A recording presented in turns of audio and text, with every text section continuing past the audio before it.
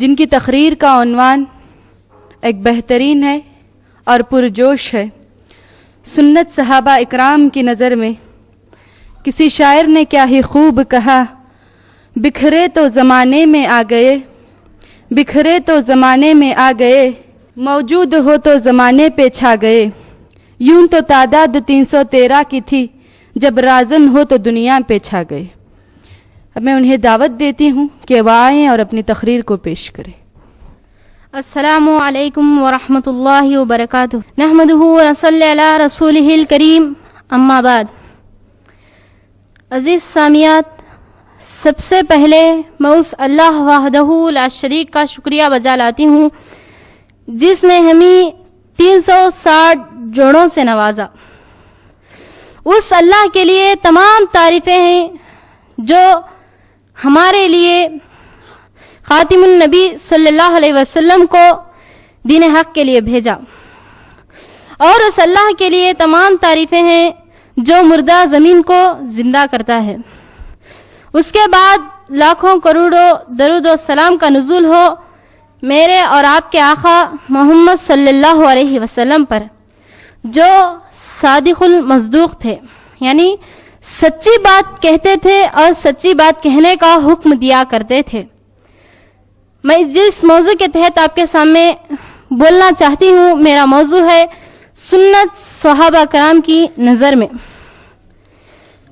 رسول صلی اللہ علیہ وسلم سے محبت اور الفت ایمان کا حصہ بلکہ عین ایمان ہے۔ اتباع سنت محبت رسول صلی اللہ علیہ وسلم کا حقیقی معیار ہے۔ خود رسول صلی اللہ علیہ وسلم نے بھی اس کے بارے میں فرمایا ہے، تم میں سے کوئی آدمی اس وقت تک مومن نہیں ہو سکتا جب تک کہ تمام لوگوں سے زیادہ مجھ سے محبت نہ کرے۔ اسی طرح صحابہ کرام رضوان اللہ اجمعین رسول صلی اللہ علیہ وسلم کو تمام لوگوں سے زیادہ محبوب جانا کرتے تھے۔ نبی کریم صلی اللہ علیہ وسلم کی بھری نبوت میں تربیت حاصل کی۔ وہ صحابہ جو انتہائی خوف اور دہشت کے ماحول میں سخت ترین آزمائشوں کے باوجود رسول صلی اللہ علیہ وسلم کی دعوت پر ایمان لائے، اسی سنت کو مد نظر رکھ کر اپنے اہل و عیال کو چھوڑا، فاقہ کشی اختیار کی، اپنے شہروں کو چھوڑ کر ہجرت کرنا پسند کر لیا، اپنے جانوں کی پرواہ کیے بغیر جہاد میں جانا منظور کر لیا، لیکن سنت کی ذرا سی بھی خلاف ورزی نہ کی۔ یہ تھا صحابہ کرام کی نظر میں سنت کا درجہ۔ صحابہ کرام رضوان اللہ اجمعین رسول صلی اللہ علیہ وسلم کی نافرمانی نہ ہونے کے لیے جو بھی جملے آپ کے زبان مبارک سے نکلتے تو فوری اس کی تعمیل کرتے۔ چلیے حدیث سناتی ہوں۔ حضرت عبداللہ بن مسعود رضی اللہ عنہ فرماتے ہیں کہ اللہ کے رسول صلی اللہ علیہ وسلم ایک مرتبہ جمعہ کے دن خطبہ دے رہے تھے، اتنے میں عبداللہ بن مسعود رضی اللہ عنہ مسجد کی طرف آئے تو اللہ کے رسول صلی اللہ علیہ وسلم نے فرمایا، لوگوں بیٹھ جاؤ۔ یہ سننا ہی تھا، عبداللہ بن مسعود رضی اللہ عنہ مسجد کے دروازے پر ہی بیٹھ گئے۔ تو اللہ کے رسول صلی اللہ علیہ وسلم نے ان کے صورتحال کو دیکھا تو فرمایا، اے عبداللہ بن مسعود، تم مسجد کے اندر آؤ اور بیٹھو۔ اس حدیث کو ابو داؤد نے روایت کیا ہے۔ دیکھیے صحابی کا جوش، ادھر اللہ کے رسول صلی اللہ علیہ وسلم سے، رسول صلی اللہ علیہ وسلم کی زبان مبارک سے جملہ ادا نہیں، دوسری طرف حکم کی تعمیل شروع۔ رسول صلی اللہ علیہ وسلم کی پیروی کے مختلف مثالیں مختلف انداز میں کئی جگہوں پر موجود ہیں۔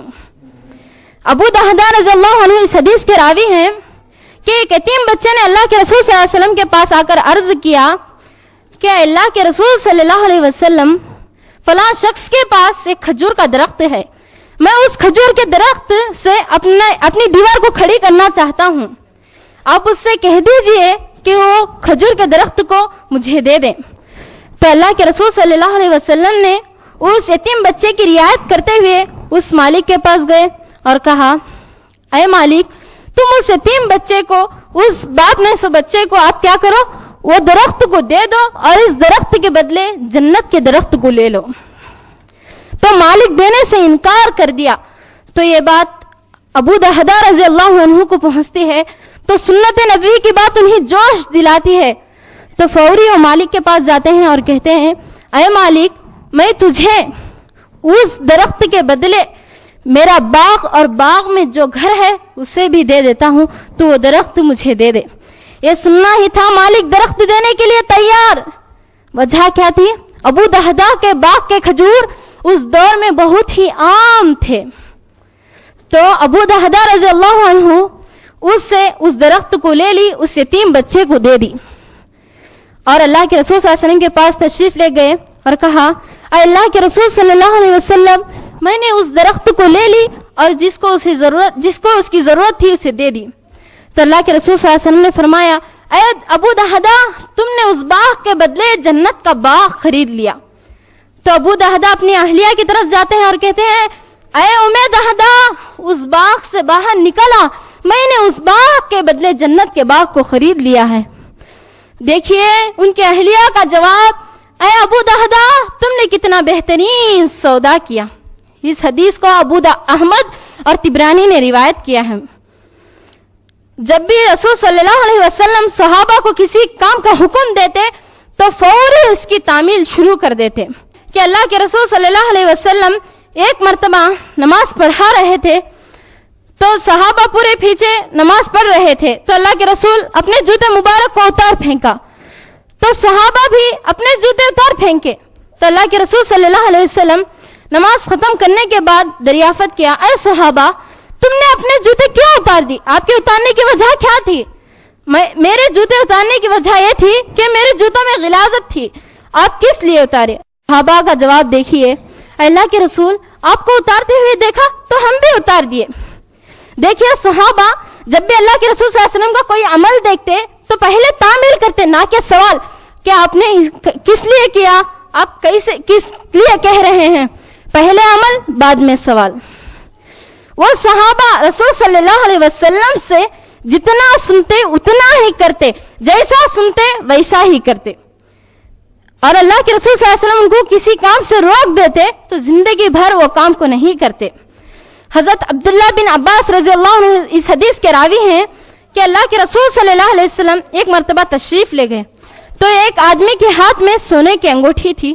تو اللہ کے رسول صلی اللہ علیہ وسلم اس سونے کی انگوٹھی کو اتار پھینکا اور فرمایا تم میں سے کوئی آگ کا انگارہ اپنے ہاتھ لینا پسند کرتا ہے؟ اللہ کے رسول اس انگوٹھی کو پھینک دیتے ہیں اور تشریف لے جاتے ہیں. تو صحابہ فرماتے ہیں اس صحابی سے کہ آپ اس انگوٹھی کو لے لو, اس انگوٹھی کو بیچ کر دوسرا فائدہ اٹھا لو.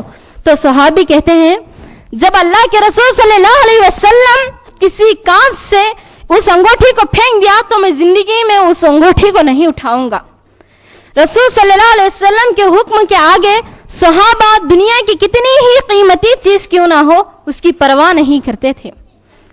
آخر میں اللہ رب العزت سے دعا کرتی ہوں کہ ہم سب کو اللہ رب العزت صحابہ جیسا تقوی, صحابہ جیسا عمل عطا کریں. اس کے بعد میں نوحیرہ باجی کا شکر ادا کرتی ہوں جنہوں نے ہم جیسے بھٹکے ہوئے بہنوں کو ایک سیدھے راستے پر لایا, اور میں ان کا بہت بہت شکر ادا کرتی ہوں کہ وہ یتیم بچوں کو ٹھکانہ دیا.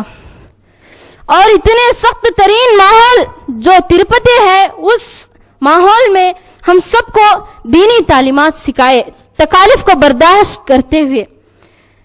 اللہ ان کو جزائے خیر دے اور جنت الفردوس میں اعلیٰ سالا درجہ عطا فرمائے. آمین ثم آمین. وآخر الدعوانا الحمد للہ رب العالمین.